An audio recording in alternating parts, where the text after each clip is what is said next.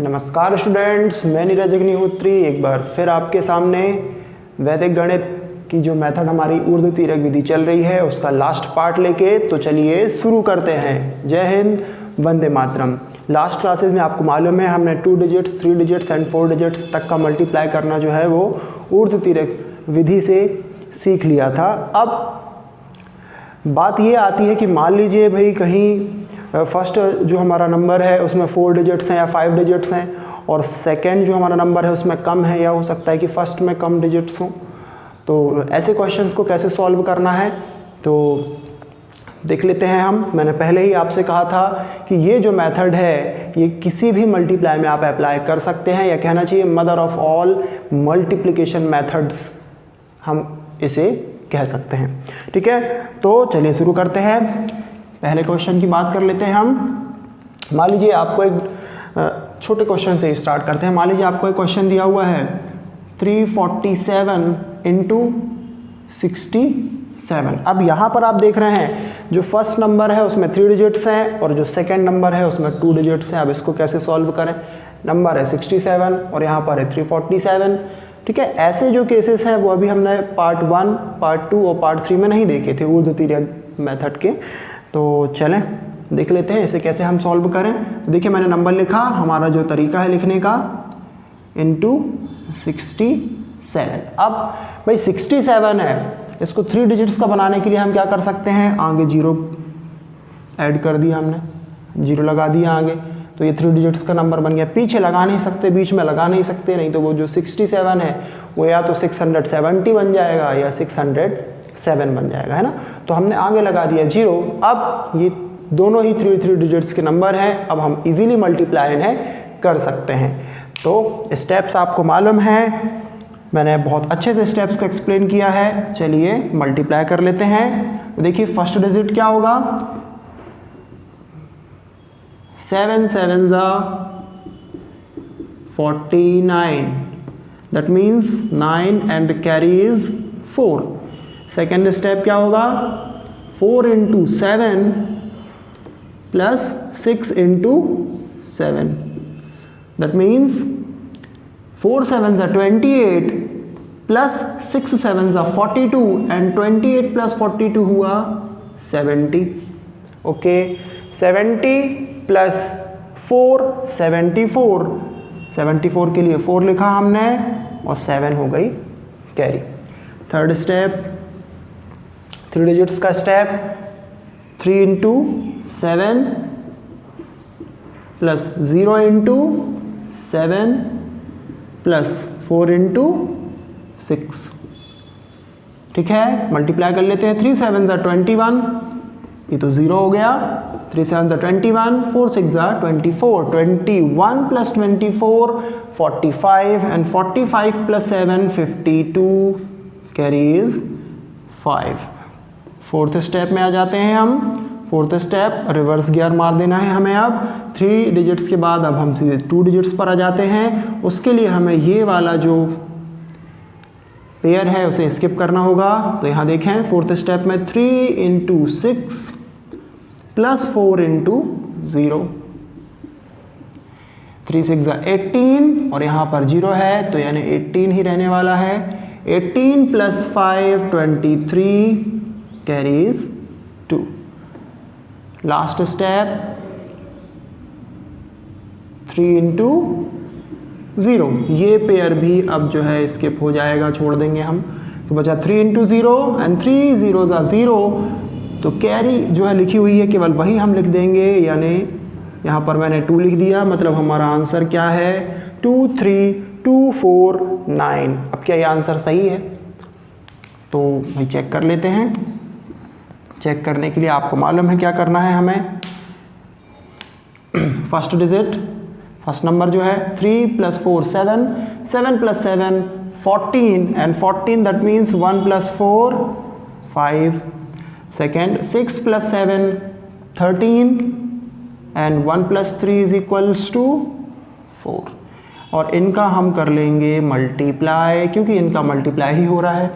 4 5 20, 20 that means 2 plus 0 equals to 2।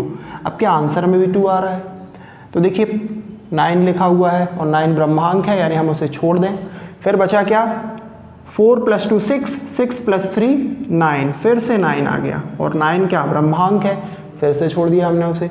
तो बचा केवल यहाँ पर 2, तो 2 हमने लिख दिया। यानी ये देखिए आप बिल्कुल इक्वल आ रहे हैं ये, और इक्वल आ रहे हैं से क्या मतलब है, इक्वल आ रहे हैं से मतलब ये है कि हमारा जो आंसर हमने फाइंड किया है वो बिल्कुल सही है। ठीक है, तो ये एक जो तरीका है मैं आपको बताना चाहता था कि हो सकता है कभी कभी हमें कन्फ्यूज़न हो कि ऊपर 3 है नीचे 2 है, तो हम कैसे सॉल्व करें। तो है ना, जब हम मेथड को अच्छे से समझते नहीं हैं तो यहाँ पर आकर कंफ्यूज हो जाते हैं। तो ये चीज़ें जो है वो क्लियर करनी थी। अब एक क्वेश्चन थोड़ा सा बड़ा ले लेते हैं हम, जिसमें 5 डिजिट्स के बारे में बात कर लेंगे, जिससे 5 डिजिट्स के क्वेश्चन यदि मान लीजिए आते हैं तो हमें जो है इसके मेथड को अप्लाई करने में प्रॉब्लम नहीं होगी। तो भाई क्वेश्चन नंबर 2 देख लें हम। मान लीजिए हमें कोई डिजिट दिया हुआ है 4 7 2 0 5, इसमें मल्टीप्लाई करना है हमें 3 4 6। 3 डिजिट्स का एक नंबर है, या 4 डिजिट्स का भी हो सकता है, 5 का भी हो सकता है, उसमें कोई दिक्कत नहीं है। बट क्योंकि एक डिजिट 5 का है तो आपको वो जो मेथड जो अप्लाई होगी यहाँ पर वो मैं एक्सप्लेन कर दूंगा। चल देखें, मल्टीप्लाई का जो भी हमारा लिखने का तरीका है वो तो हम लिखेंगे ही। 4 7 2 0 5 इंटू 0 0 3 4 6। ये देखिए मैंने क्या किया है यहाँ पर, बस आगे 2 0 लगा दिए, और जो 346 है वो 346 ही बना हुआ है, उसमें तो कोई चेंज हुआ ही नहीं है ना। हमें यही चीज़ ध्यान रखनी है कि भाई 346 मतलब 2 डिजिट यहाँ पर कम है 5 डिजिट से, तो हम क्या करें, तो आगे 2 0 लगा दें आप, तो भी 5 डिजिट का नंबर बन गया। कन्फ्यूज़न जो है वो हमारी ख़त्म हो जाएगी। चलो स्टेप वाइज बात कर लेते हैं। तो आपको मालूम है फर्स्ट स्टेप 5 6 30, मतलब यहाँ मैंने लिख दिया 0 और 3 जो है वो कैरी। सेकेंड स्टेप भी आपको पता है 0 × 6 + 5 × 4।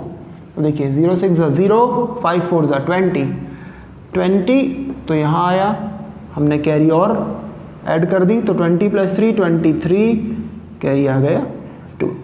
ठीक है, थर्ड देख लेते हैं। थर्ड स्टेप्स हमें क्लियर है 4 डिजिट्स तक के। फिफ्थ 5 डिजिट का जो स्टेप है वो मैं आपको बता दूंगा। फिर देखिए थर्ड 2 6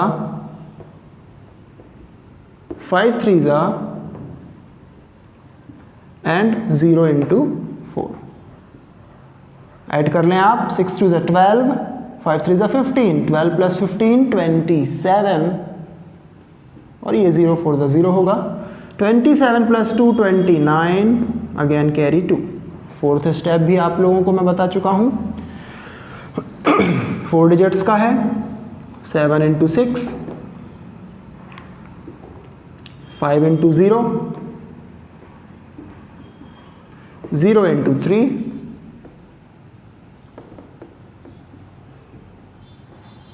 और 2 × 4, और इन्हें हम कर लेते हैं ऐड। तो देखिएगा 7 6 42, ये 0 हो गया, ये 0 हो गया, 4 2 8, 42 + 8 होता है 50, है ना, और 50 + 2 52, कैरी हो गई 5। हाँ, अब जो है मेन स्टेप हमारा जो है, जो अभी तक हमने नहीं पढ़ा था, उसके बारे में बात करेंगे। फिफ्थ जो स्टेप है 5 नंबर्स के लिए, वो कैसे किया जाए। तो देखें बहुत सिंपल है।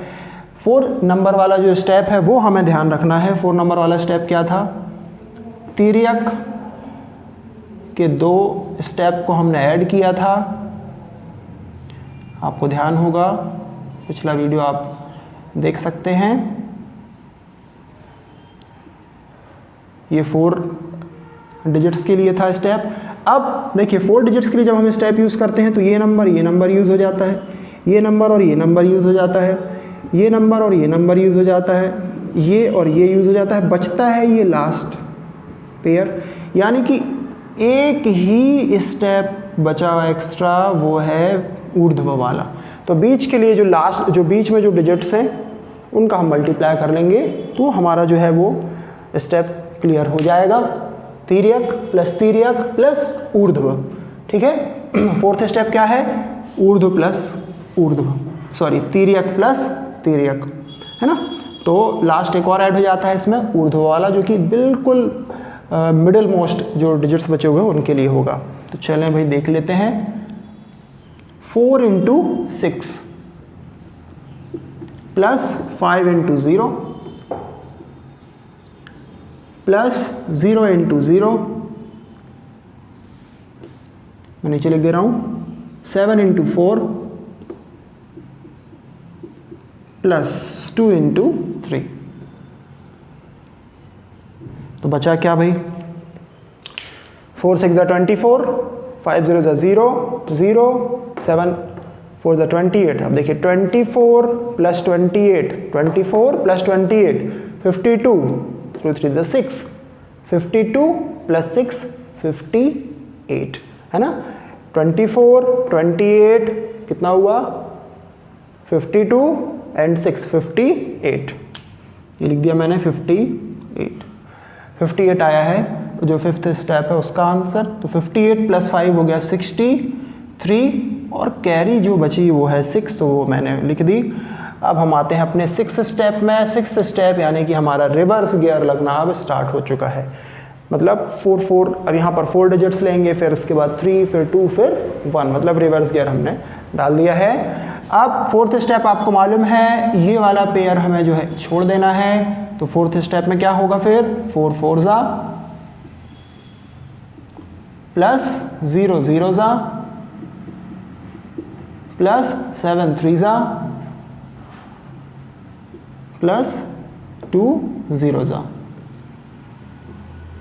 देखिए मल्टीप्लाई कर लें, 4 4 ज़ा 16, ये तो 0 हो गया, 7 3 ज़ा 21, 16 + 21 हुआ 37, और ये फिर से 0 आ गया, तो यहाँ पर ओनली है 37।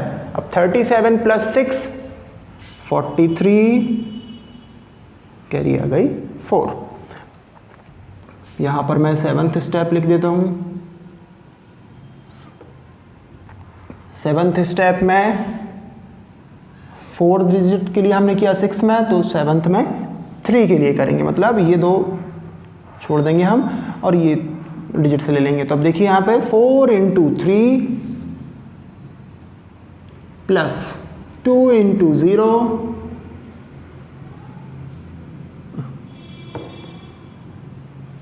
प्लस 7 × 0।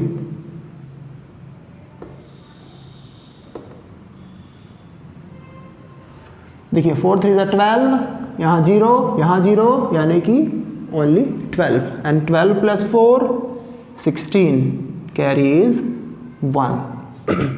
8th स्टेप हमारा क्या होगा, 8th स्टेप होगा हमारा, ये भी आप छोड़ दीजिए, 4 × 0 एंड 7 × 0, ये तो पूरा ही 0 हो जाएगा। 4 × 0 प्लस 7 × 0, यानी कि 4 0 ज़ा 0, 7 0 ज़ा 0, एंड 0 + 0 0, और यहाँ कैरी बची हुई है 0 प्लस कैरी का 1, यानी कि 1। लास्ट स्टेप हमारा रह गया है अब, जिसमें हमें केवल यहाँ पर देखिए उर्दू करना है, यानी कि 4 × 0, मतलब आंसर 0 आने वाला है। ये लीजिए, नहीं भी लिखेंगे तो चलेगा। तो ये है हमारा आंसर 163329330। अब रही बात इसे चेक करने की, तो चेक कर लेते हैं। चले बीजांक फाइंड करना है पहले तो हमें, ये रफ कर दूं मैं।